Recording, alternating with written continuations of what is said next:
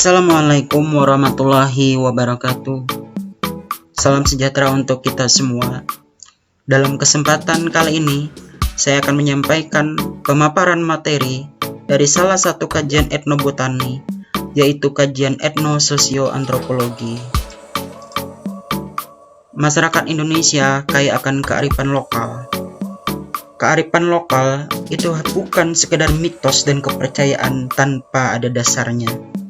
Banyak kearifan lokal yang dewasa ini mulai terempas dan terabaikan hanya karena kekurangpahaman kebanyakan orang pada esensi dari sebuah kearifan lokal yang kadang menjelma menjadi kepercayaan masyarakat pemiliknya.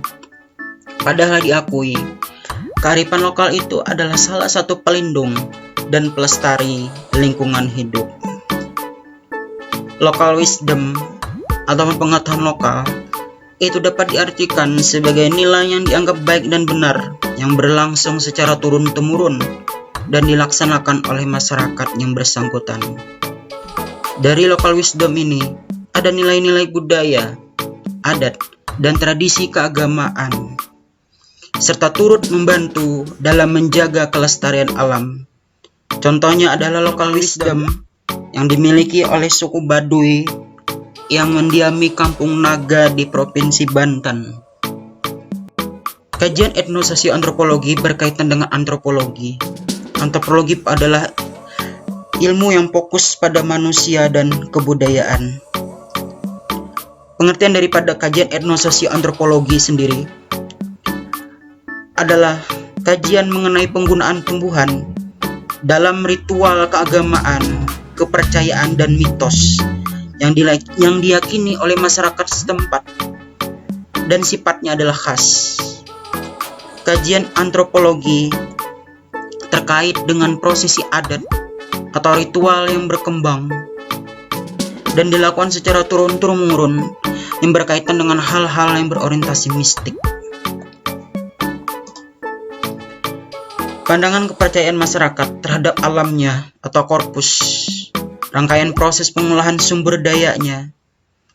Hal ini dikarenakan masyarakat tradisional di berbagai belahan bumi memiliki kepercayaan yang kuat terhadap bumi sebagai ibu pertiwi dan tumbuhan sebagai sumber kehidupan.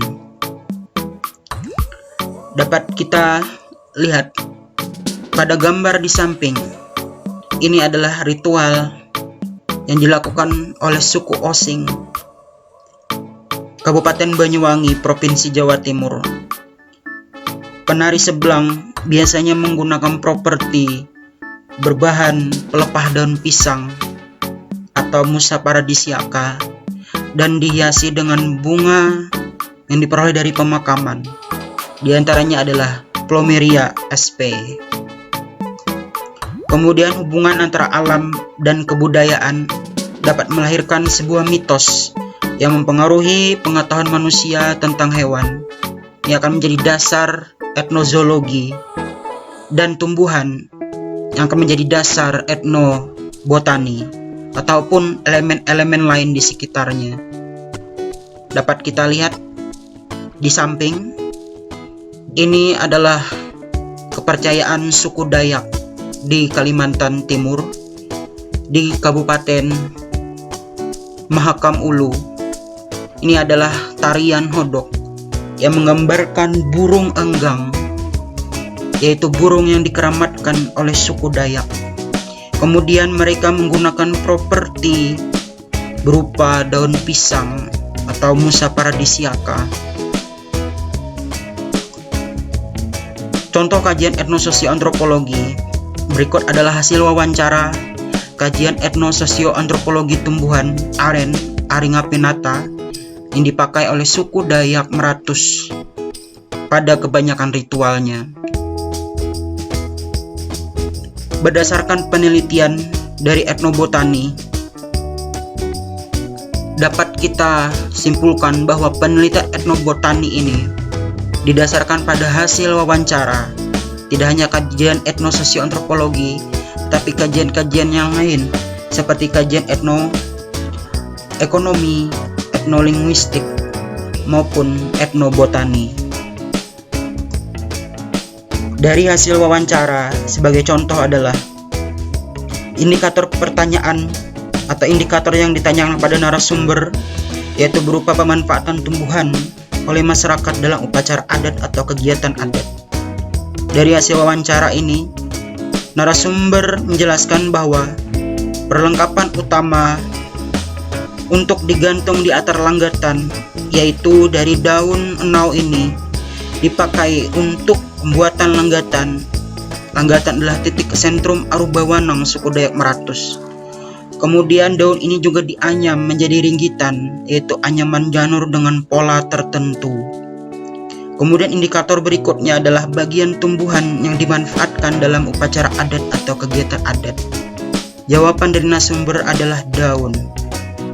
Kemudian bahan-bahan yang diperlukan untuk pemanfaatan tumbuhan tersebut dalam upacara adat atau kegiatan adat: langgatan, pelepah daun enau, dan bambu tali. Sedangkan ringgitan terbuat dari anyaman daun enau, kemudian ditambahkan dengan bunga jengger ayam dan bang sulasi atau Osimum sp. Kemudian cara mengolah tumbuhan tersebut dalam upacara adat atau kegiatan adat. Untuk mengolah langgatan diperoleh dari pelepah daun enau yang ditarik dari pucuknya, kemudian dipotong dan digantung di tiang.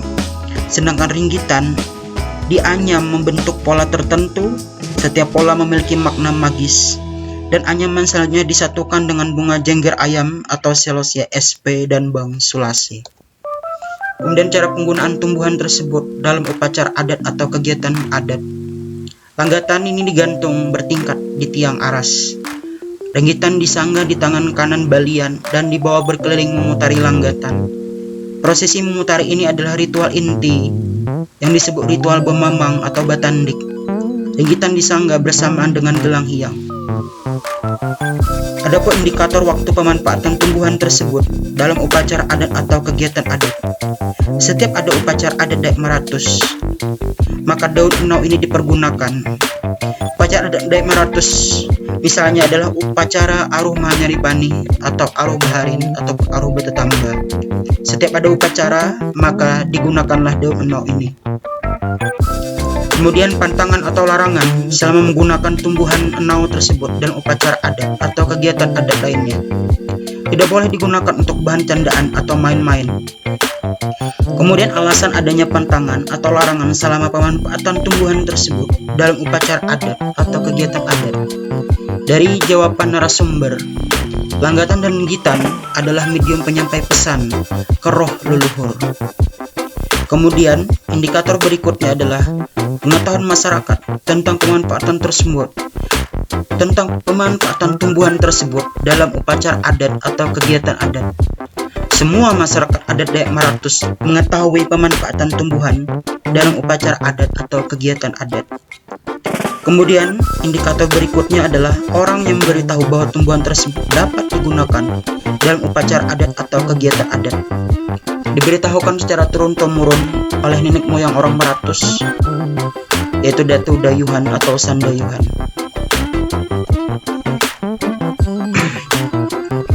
Indikator berikutnya adalah pengetahuan nama tumbuhan tersebut diajarkan atau disampaikan ke anak-anaknya. Pengetahuan tersebut diajarkan kepada anak-anak suku Dayak Maratus. Kemudian indikator 12, pengetahuan masyarakat tentang pemanfaatan tumbuhan tersebut dalam kegiatan adat di tempat lain. Dari jawaban narasumber, masyarakat telah mengetahui pemanfaatan tumbuhan enau ini dalam kegiatan adat suku Dayak lainnya. Misalnya upacara adat Dayak Samiem di Pamukan Barat dan adat Dayak suku Ma'anyan di Kalimantan Tengah, namun dengan penamaan istilah yang berbeda. Ini adalah prosesi ritual upacara adat upacara Aruh Bawanang suku Dayak Maratus. Ini adalah ringgitan. Dan yang di tengah itu adalah titik sentrum yang disebut sebagai langgatan. Berikut adalah tayangan prosesi upacara adat Bawanang suku Dayak Maratus, Kecamatan Hampang.